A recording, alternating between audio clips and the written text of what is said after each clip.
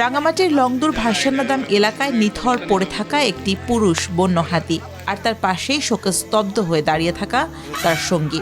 গত ২৬ এপ্রিল এই দৃশ্য ছড়িয়ে পড়ে সামাজিক যোগাযোগ মাধ্যমে।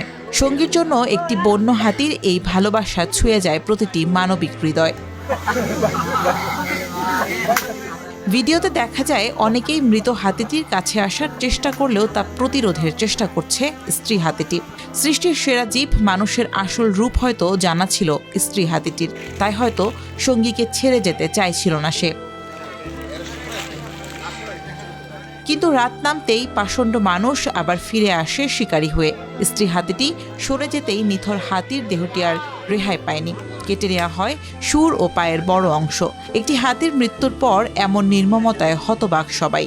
হৃদয় বিতারক একটা ঘটনা ছিল যে এটার সাথে যে ছোট হাতিটা ছিল এটা সন্ধ্যা পর্যন্ত এটার সাথে অবস্থান করছে, এবং আমি গতকালকে বিকালে এসেও ওই ছোট হাতিটাকে একসাথে পাই।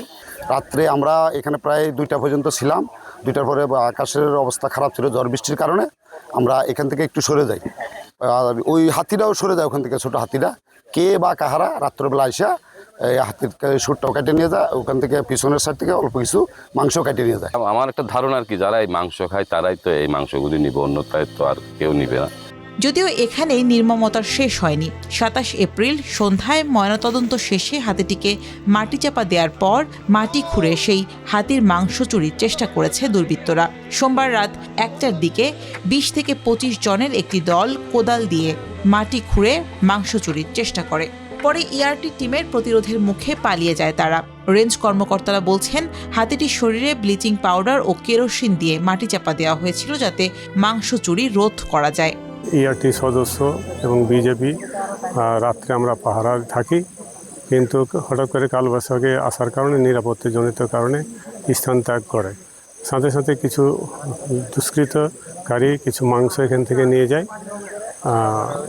এবং আমরা অনুসন্ধান করছি কে বা কারা এই কাজটা করছে। এই কাজটা খুব নিন্দনীয় এবং অপরাধমূলক। বিষয়টা আমরা দেখলাম, এবং আমরা পরবর্তী আরও ভালো ইয়ার জন্য পরীক্ষার জন্য আমরা ঢাকা সিডিএলে পাঠাচ্ছি। আমাদের প্রাথমিকভাবে মনে হচ্ছে যে হাতিটা হয়তো তার সেপ্টিসিমিয়ার কারণে মারা যেতে পারে, এবং দীর্ঘদিন সে রোগে ছিল, আর সে পর্যাপ্ত খাবার খেতে পায় না, যার ফলে দুর্বলতাও ছিল। এর আগে বিভিন্ন সময় লড়াই করে বেঁচে থাকতে হয়েছে এই হাতিটিকে। ২ বছর আগে এই হাতিটি গুলিবিদ্ধ হয়। এছাড়া ধারালো বর্ষার আঘাতে জর্জরিত করা হয়েছিল তার শরীর, তবুও বেঁচে ফিরেছিল এই বন্য হাতিটি। তবে হাতির প্রতি বারবার এমন বর্বরতায় বন বিভাগ কী ভূমিকা নিয়েছে তা নিয়ে প্রশ্ন তুলেছেন পিপল ফর অ্যানিম্যাল ওয়েলফেয়ার ফাউন্ডেশনের চেয়ারম্যান। হাতিটি যখন মারা গেল তখন তার সঙ্গী সেখানে অপেক্ষা করছিল তার জন্য। এই ঘটনাটা বাংলাদেশের মানুষকে সহমর্মী করে তুলেছিল এই হাতিটির জন্য। কিন্তু দেখা গেল যে সেখানে স্থানীয় পর্যায়ে মানুষজন তাকে উত্ত্যক্ত করছে, তাকে লাঠি দিয়ে তাড়া করছে, ঢিল ছুঁড়ে মারছে।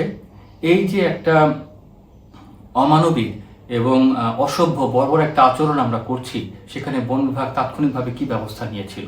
সবচেয়ে অসভ্য বর্বর যে ঘটনাটা ঘটলো, বিভৎস ঘটনা ঘটলো, সেটা হচ্ছে সেদিন রাতেই মৃত হাতিটির দেহ থেকে তার পায়ের একটা বিশাল অংশ মাংস কেটে নিয়ে যাওয়া হয়েছে, শুঁড় কেটে নিয়ে যাওয়া হয়েছে।